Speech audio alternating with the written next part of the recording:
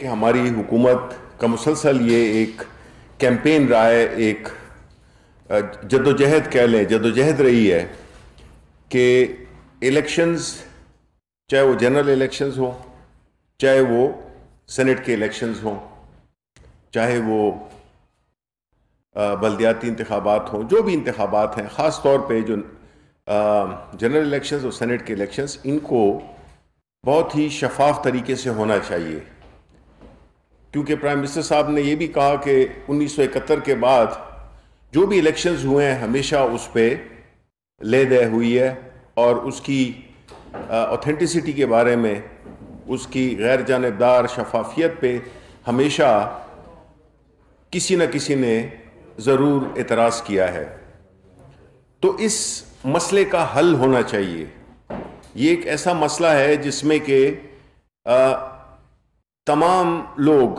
اب جس طرح آپ دیکھیں امریکہ میں کس طرح کا کرائسس تھا، جس میں کہ پہلی دفعہ امریکہ میں 2 پولیٹیکل پارٹیز، پریزیڈنشل کینڈیڈیٹس، سفارات ہے الیکشن کے علاوہ، کہ ایک الیکشن کو نہیں مان رہا تھا، لیکن الٹیمیٹلی جو ان کا الیکشن، جو ان کی جو کاؤنٹنگ کا سسٹم ہے، جو کہ الیکٹرانک ووٹنگ ہے، اس پہ سب کا اتفاق ہوا اور امریکہ ایک بہت بڑی کرائسس سے بچ گیا۔ اسی طرح ہم نے بھی بڑے عرصے سے، چاہے وہ الیکٹورل ریفارمز کمیٹی تھی جب 2016 میں 17 میں، اس میں ہماری کوشش یہی تھی کہ ہم جتنا بھی ہو سکے انتخابات کو شفاف بنائیں، اور اس سلسلے میں ہماری جو ممبرز تھے، اس میں میں بھی شامل تھا، ہماری کوشش یہی تھی کہ ایک الیکٹرانک ووٹنگ سسٹم کو متعارف کرایا جائے۔ لیکن بدقسمتی سے اس وقت اسحاق ڈار اس کمیٹی کے چیئرمین تھے، اور مجھے اچھی طرح یاد ہے کہ جس طرح سے انہوں نے وہ جو الیکٹرانک ووٹنگ، جس میں کہ پیپر ٹریل بھی ہوتا ہے، اس پریزنٹیشن کو انہوں نے کس طرح سے اگنور کیا اور ختم کیا کہ جی اس کی ضرورت نہیں ہے۔ الیکشن شفاف ہونے چاہیے، غیر جانبدار ہونے چاہیے، تاکہ سب کا اس پہ اعتبار ہو۔ اس کے علاوہ جو ہماری ایک بہت بڑی تعداد ہے غیر ملکی، ہماری جو اوورسیز ورکرز ہیں، ہمارے جو اوورسیز پاکستانی ہیں، جن کی خدمات اس ملک کے لیے اتنا دور رہتے ہوئے بھی اتنی اہم ہے کہ ایسے کہہ لیں کہ ایک بڑا اہم حصہ ملک کا ان کی کنٹریبیوشن سے، جو کہ وہ اپنی ترسیلات کے ذریعے بھیجتے ہیں، اپنی ایکسپیرینس یہاں پہ جب آتے ہیں واپس وہ لاتے ہیں، تو ان کی بھی ووٹنگ کے لیے کوئی سسٹم ہونا چاہیے، کوئی انتظام ہونا چاہیے، تاکہ وہ بھی اپنی آواز یہاں کی الیکٹورل پروسیس میں شامل کر سکیں۔ تو پریزیڈنٹ صاحب کی سربراہی میں اس کمیٹی کو دوبارہ ایک ٹاسک دیا گیا ہے کہ کم سے کم عرصے میں وہ اس نظام کو، الیکٹرانک ووٹنگ کے نظام کو، اور اوورسیز پاکستانیز کو، جو بھی ان کے متعلقہ ادارے ہیں، ان سے منسلک کر کے اور اس کو آگے بڑھایا جائے، تاکہ آئندہ آنے والے الیکشنز، ہماری یہ امید ہے اور ہماری یہ کوشش ہے اور ہوگی کہ انشاءاللہ جو اگلے آنے والے جنرل الیکشنز ہوں گے وہ بھی الیکٹرانک ووٹنگ کے ذریعے بھی ہوں، اور جو سمندر پار پاکستانی ہیں وہ بھی اس میں حصہ لے سکیں۔ اس کے بعد جو دوسری بات ہوئی جس میں کہ پرائم منسٹر صاحب نے بڑی اس کا پریشانی کا اظہار کیا، اور وہ ہے کہ جو جنسی جرائم، چاہے وہ بچوں کے خلاف ہوں یا خواتین کے خلاف ہوں، اس میں کوئی خاطر خواہ کمی نہیں آئی، اور اس پہ پرائم منسٹر صاحب نے بڑا سخت نوٹس لیا کہ باوجود اس کے کہ زینب الرٹ بل جو کہ پاس ہو چکا ہے، لیکن چونکہ اس کی عملی کچھ امپلیمنٹیشن میں کوئی وہ نہیں ہوا، اتنا فرق نظر نہیں آیا، تو جو بھی کنسرنڈ ادارے ہیں ان کو یہ تاکید کی گئی ہے کہ وہ خواتین کے خلاف اور بچوں کے خلاف جو جنسی جرائم جن میں کہ کافی اضافہ ہو رہا ہے اس کی روک تھام کے لیے مؤثر اقدامات کیے جائیں۔ اس کے بعد جو انہیریٹنس کے لیے قانون بنایا،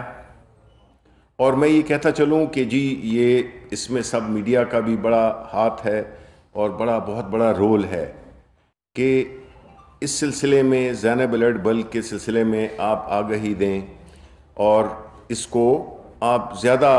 ایک اہمیت دیں، کیونکہ یہ ہمارے معاشرے کا ایک بڑا ایک گھناؤنا سا ایک رخ ہے جس کو کہ ہم بڑی سختی سے اس کو ہم کچلنا چاہتے ہیں۔ انہیریٹنس بل جو کہ ریسنٹلی پاس ہوا، یہ ایک اہم ترین ایک پیش رفت ہے پاکستانی سوسائٹی میں، جس طرح سے کہ تکالیف اٹھاتے تھے وہ لوگ جن کے والدین وفات پا جاتے تھے، اور خاص طور پہ خواتین ہو گئیں، ان کو ان کا وراثت کا حصہ نہیں ملتا تھا، اور بڑے پاپڑ بیلنے پڑتے تھے سکسیشن سرٹیفکیٹ، یعنی کہ وہ وراثت کا جو سرٹیفکیٹ ہوتا ہے وہ ملنے میں بہت پاپڑ بیلنے پڑتے تھے۔ تو اس سسٹم کو بھی بڑا ہی مؤثر اور بڑا ہی ایفیکٹو بنا دیا گیا ہے، جس میں کہ تقریباً 15 دن کے اندر آپ کو یہ سرٹیفکیٹ مل جائے گا اور سارے حقداروں کو مل جائے گا۔ تو پہلے آپ کو عدالتوں کے چکر لگانے پڑتے تھے۔ یہ بھی ایک بہت اہم ہے، بیکاز دیکھیں قانون سازی وہ ہوتی ہے جو کہ عوام کو ڈائریکٹلی افیکٹ کرے، ان کی زندگیوں میں آسانی لائے، بنسبت اس کے کہ اس پہ کوئی عمل نہ ہو یا ان کے لیے مشکلات بڑھیں۔ تو جو بنیادی مسائل ہیں وہ جس میں کہ ایک یہ جو وراثت کا جو ایک پروسیس تھا، مجھے یاد ہے میں خود بھی اس تکلیف سے گزرا، اور کوئی 8 مہینے بعد باوجود تھوڑا بہت اثر و رسوخ ہونے کے 8 مہینے لگے، اس میں بہت پیچیدگیاں تھیں۔ تو انشاءاللہ یہ بہت بڑی ریلیف ہے عوام کے لیے، اور ہر خاص عوام کے لیے، یہ کسی ایک خاص طبقے کے لیے نہیں، یہ ہر ایک کے لیے ہے۔ اس کے علاوہ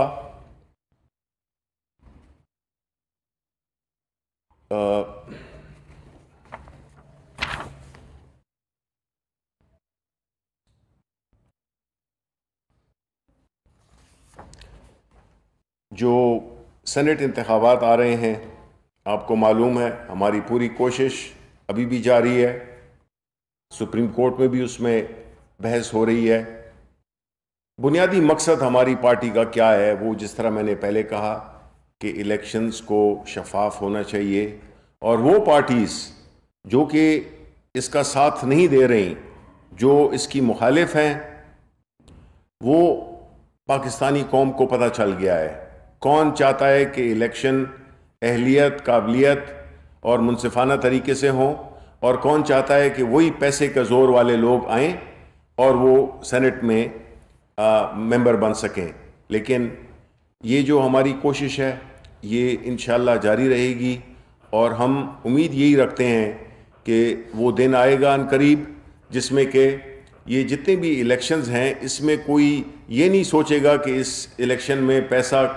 استعمال ہوا ہے نہیں ہوا ہے۔ جو بھی الیکٹ ہوں گے ان کے پاس ایک اخلاقی قوت ہوگی کہ وہ ایک بڑے ہی منصفانہ اور شفاف طریقے سے منتخب ہو کے آئے ہیں۔ اس کے علاوہ کوئی اور بات اگر آپ کے ذہن میں ہو، کوئی سوالات ہوں تو اس کے لیے میں حاضر ہوں۔ سوری یہ بھی کہہ دوں کہ جس طرح کے جو ایجنڈا آئٹمز ہیں اس کی پوری وہ آپ کو ابھی دے دی جائے گی، روٹین میٹرز تھے اس لیے وہ آپ کو مل جائیں گے۔ جی شبلی فرار صاحب، یہ بتائیے گا کہ آج شہباز گل کی جانب سے ایک ٹویٹ ہوا ہے، اس میں کہا گیا ہے کہ وزیر اعظم آفس کے جو اخراجات ہیں وہ دوبارہ بڑھ گئے ہیں، جو 2019 میں 40% کم ہوئے تھے 2018 کی نسبت، وہ اب مزید ان میں جو ہے وہ 2020 میں آپ ان میں اضافہ ہو گیا ہے، یعنی کہ 322 ملین اگر خرچ ہوئے تھے تو اب جو ہے اس سے زیادہ خرچ ہو گئے۔ دیکھیں جی، پہلی بات تو یہ ہے کہ اس میں کوئی شک نہیں ہے کہ مہنگائی نے کافی تکلیف پہنچائی ہے، وجوہات جو بھی ہوں آپ کو پتہ ہے، کووڈ تھا، ایک خزانے کی جو حالت، جو ہمارا فسکل ڈیفیسٹ یعنی آمدن اور اخراجات میں جو گیپ تھا، اور ایک ایسا انیفیشینٹ سسٹم جس میں کہ ٹیکس کی کلیکشن بھی تقریباً کافی مایوس کن، حالانکہ ابھی تو بہتر ہوا ہے، ہمارے جو بھی ٹارگٹس تھے پچھلے کوارٹر کے ٹارگٹس میں بلکہ شاید 31 ارب روپے زیادہ کلیکٹ کیے ہیں، لیکن جو عام طور پہ آپ دیکھیں جس طرح کہ یہ پچھلے دنوں میں سیکریٹریٹ ملازمین نے پروٹیسٹ کیا، اور وہ ناہمواریاں جو کہ صوبائی اور وفاقی اداروں میں تنخواہوں کی تھیں یا ہیں، ان پہ یہی میں کہتا ہوں اور یہ ہم کہتے ہیں کہ اس جو بنیادی جو اسٹرکچرل جو پرابلمز ہیں ان کو ہمیں حل کرنا ہوگا۔ وہ 18ویں ترمیم کی میں کچھ ایسی شقیں ہیں، اور اسی طرح جو ہمارا جو ایک پورا ایک جو گورننس کا سسٹم ہے جس میں کہ جو ملازمین کی تعداد ہے صوبائی، اس میں کہ جو صوبائی تنخواہیں ہیں ادھر زیادہ ہیں تو وہ وفاق میں نہیں آنا چاہتے، اور جو وفاق میں ہیں ان کی تنخواہیں اپنے صوبائی کاؤنٹر پارٹس کی نسبت کم ہیں، وہ وہاں پہ جانا چاہتے ہیں۔ تو ایک ایسا سلسلہ بن گیا ہے جس کی وجہ سے لوگ اس بنیاد پہ اپنی صوبائی اس میں جانا چاہتے ہیں، اور فیڈرل اس میں کافی مشکلات ہوتی ہیں جب آپ کو آفیسرز وہ چاہیے ہوتے ہیں۔ اب ایسے صورتحال میں جو بھی حکومت کر سکتی ہے اپنے بڑے ہی محدود وسائل کے باوجود، جو بھی ان کو وہ دیا گیا 25% ان کی بیسک پے کا جو ایڈیشن دی گئی اضافی، اب یہ ایسی بات ہے کہ اس میں کوئی شک نہیں ہے کہ جب مہنگائی ہوتی ہے اس کی بھی مختلف ہمیشہ وجوہات ہوتی ہیں، لیکن جس طرح سے ہماری حکومت میں جب سے ہم آئے ہیں تو دو صورتحال ہوتی ہیں۔ ایک ہوتی ہے کہ آپ عوام کس طرح سے رہ رہے ہیں، اور دوسری یہ ہے کہ جو حکمران لوگ ہیں وہ کیسے رہ رہے ہیں۔ اور حکمران میں آپ کہہ لیں کہ جو وزیر اعظم ہے جو کہ ظاہر ہے کہ حکومت کا سربراہ ہوتا ہے، وہ کیسی زندگی گزار رہا ہے۔ تو مجھے تو اس ٹویٹ کا پتہ نہیں ہے، لیکن جو حقائق ہیں وہ کچھ اس طرح سے ہیں کہ پرائم منسٹر عمران خان جس دن سے آئے ہیں آپ نے دیکھا ہوگا کہ انہوں نے وہ جو ایک شاہانہ کلچر چھوڑا تھا، خاص طور پہ پاکستان مسلم لیگ نون اور پیپلز پارٹی نے اس سسٹم کو بالکل اس کے متضاد سسٹم کریٹ کیا، جس میں کہ لوگوں نے شروع میں مذاق بھی اڑایا کہ جی یہ بھینسیں بیچ دیں، یہ گاڑیاں بیچ دیں، یہ کر دیا وہ کر دیا۔ مقصد یہ تھا، یہ سمبولک ہوتا ہے، آپ کا جو حکمران ہیں اگر وہ بھی اسی سختی کو محسوس کرنا چاہتے ہیں جو کہ عوام گزر رہے ہیں تو اصل حکمران وہ ہوتے ہیں۔ پرائم منسٹر اپنے گھر میں رہتے ہیں، ویریز ہم نے یہاں پہ ماضی میں دیکھا کہ جو پرائم منسٹر ہاؤس تھا اس میں نہ صرف خود رہتے تھے بلکہ پورا خاندان اور دوست اور پوری ایک وہ بنی ہوتی تھی، ایک ایسا ماحول جس میں کہ فری فار آل تھا، اور اپنے جو خاص خاندان کے اور دوست احباب سب کو ادھر ٹھہرایا ہوتا تھا، اور جو کھانے اور جو پرتعیش ماحول بنایا ہوتا تھا وہ چلتا تھا۔ اسی طرح اپنے کیمپ آفیسز جس طرح سے بنائے اس کی بھی مثال نہیں ملتی۔ پرائم منسٹر صاحب کا کوئی کیمپ آفس نہیں ہے۔ اخراجات کی اگر آپ فیکٹس فگرز کی بات کرتے ہیں تو جو پرائم منسٹر ہاؤس کے جو ایکسپینڈیچر تھے 2018 میں 509 ملین اور آفس کے 514 ملین، وہ گھٹ کے 339 یعنی کہ 35% کی سیونگ کی۔ اسی طرح آفس کے اخراجات کو نیچے کر کے 514 سے 305 ملین پہ لے آئے جو کہ 40% سیونگ ہے۔ پھر 2020 میں 280 ملین پہ، یعنی مزید اس کو 300 یعنی جو 509 تھا اس کو 280 ملین پہ لے آئے جو کہ تقریباً 49% کی وہ تھی۔ 2020 میں جو آفس کا تھا وہ 334 ملین خرچہ ہوا، تقریباً 29% سیونگ. ٹھیک ہے، اس میں زیرو ڈسکریشنری گرانٹ ہے، زیرو تحفے ہیں، زیرو کیش کے ایوارڈز ہیں. پھر اسی طرح فورن ٹورز پہ جس طرح سے، اب آپ کو میں بتاؤں کہ گیلانی صاحب تھے، انہوں نے 48 ٹور کیے جس سے 572 یعنی 57 کروڑ روپیہ لگا. مختصر پرویز اشرف صاحب ہیں، انہوں نے 9 ٹور کیے اور 107 ملین تقریباً 11 کروڑ روپیہ انہوں نے خرچہ کیا. نواز شریف 92 ٹور کیے، 1.8 ارب روپے لگایا انہوں نے. اسی طرح عباسی صاحب تھے، انہوں نے 19 ٹور کیے، 260 ملین یعنی 26 کروڑ روپے کا خرچہ کیا. اور prime minister Imran Khan 26 tour کیے، اور وہ ایسے ٹور کے جو کہ ملک کے لیے ہی تھے، جس میں کہ 176 یعنی کہ 17 کروڑ روپے خرچ ہوئے. پھر اسی طرح جو کیمپ آفیسز تھے، زرداری 2 کیمپ آفیسز 3.6 ارب روپے اس پہ خرچہ، گاڑیاں 245، پولیس 656، یوسف Raza Gilani 5 camp offices 570 million کا خرچہ. نواز شریف رائے بینڈ 4.3 ارب روپے. اور پولیس مین کتنے تھے؟ 2717. پھر اب آ جائیں آپ شہباز شریف پہ، انہوں نے بھی موصوف نے 2 کیمپ آفیسز رکھے ہوئے تھے اور 572 ملین کا خرچہ یعنی 57 کروڑ روپے. پھر پرائم منسٹر عمران خان پہ آ جائیں، کوئی کیمپ آفس نہیں. یہ جو اوپر کے جو آپ کو میں نے اخراجات بتائے ہیں، اس سے یہی ظاہر ہوتا ہے کہ یہ لوگ سمجھتے تھے کہ یہ عوام سے بالا تر ہیں، چاہے وہ قانون کے لحاظ سے ہو اور چاہے وہ معاشی لحاظ سے ہو. قوم پہ سختی ہو لیکن ان کی زندگی میں کوئی فرق نہ آئے، ان کی عیاشیوں میں، ان کی عیش و عشرت، ان کے پرتعیش رہن سہن میں کوئی فرق نہیں آئے. یہ آج غریبوں کی بات کر رہے ہیں، آج جلسوں میں اور اس میں. یہ وہ لوگ ہیں جنہوں نے کہ اپنے وقت میں بجائے اس کے کہ عوام کے ساتھ اپنا رشتہ جوڑا ہو اور ان کی طرز زندگی اختیار کرتے، انہوں نے اپنے آپ کو شاہانہ طرز زندگی گزارا اور آج غریبوں کی بات کر رہے ہیں. پرائم منسٹر عمران خان وہ ملک کے حالات کو جانتے ہوئے کہ ہماری معاشی صورتحال کیا ہے، اس کے مطابق وہ اپنی زندگی گزار رہے ہیں. نہ تو پولیس ہے، نہ تو کیمپ آفیسز ہیں، اپنے گھر میں رہ رہے ہیں، اپنی وہ باڑ بھی بناتے ہیں تو خود بناتے ہیں.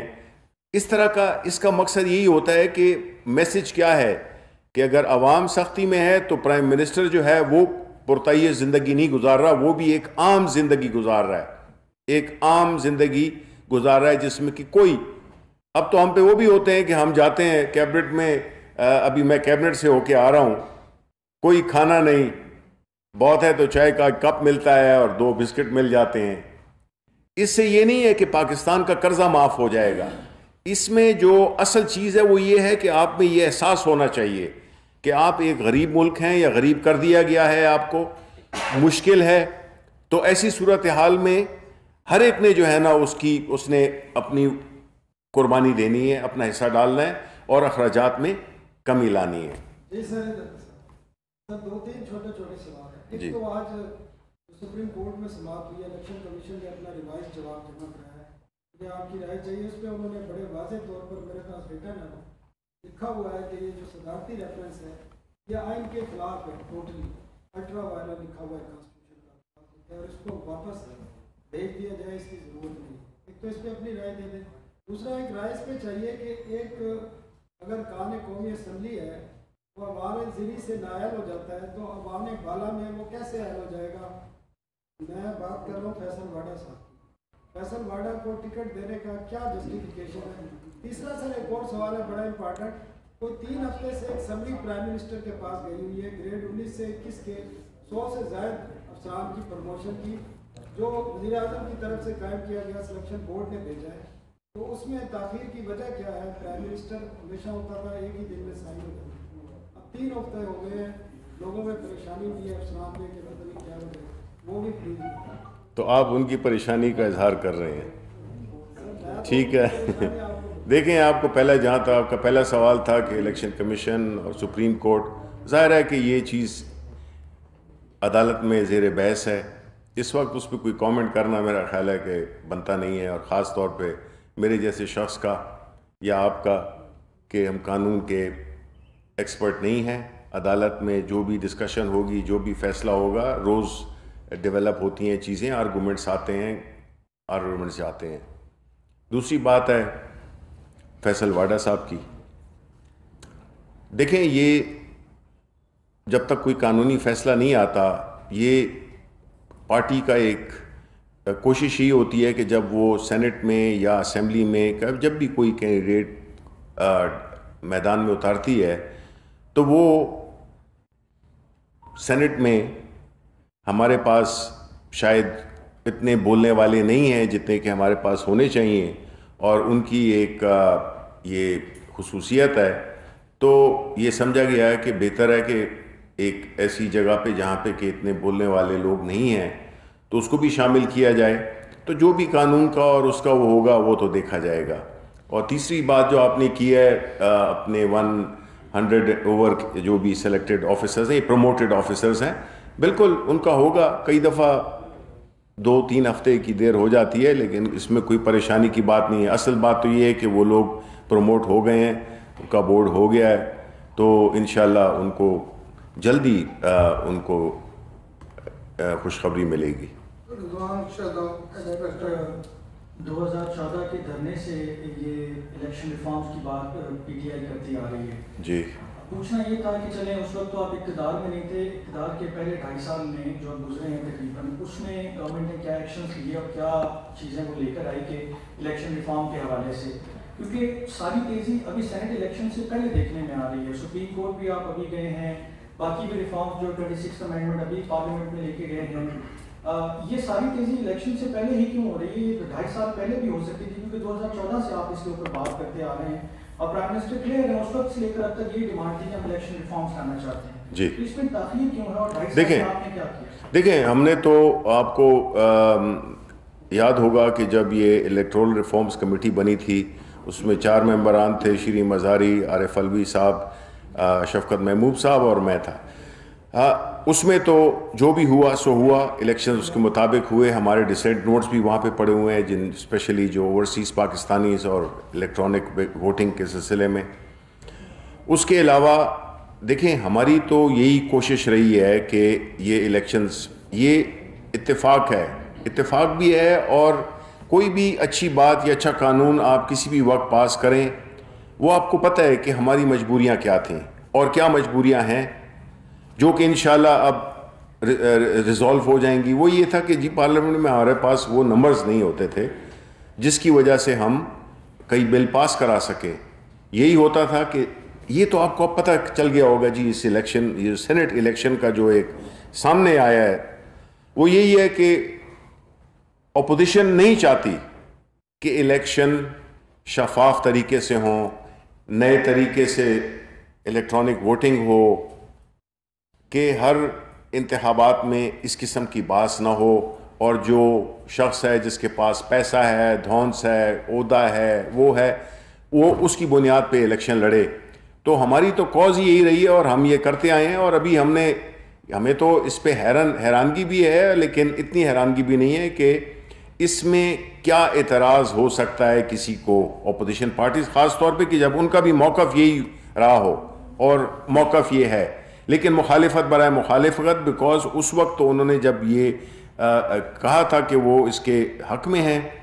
انہوں نے اس پہ عملی طور پہ اس کی 10 سال دونوں حکومتیں آئیں، 5-5 سال کے لیے آئیں، انہوں نے اس پہ کوئی عمل درآمد نہیں کیا۔ اب ہم کر رہے ہیں تو ہمارا گناہ اب یہ ہو گیا ہے کہ جی آپ اس وقت کیوں کر رہے ہیں؟ بھئی ابھی الیکشن نہیں ہوئے تو ہم کر رہے ہیں، ایک اچھا کام ہے تو اس کو ہو جانا چاہیے،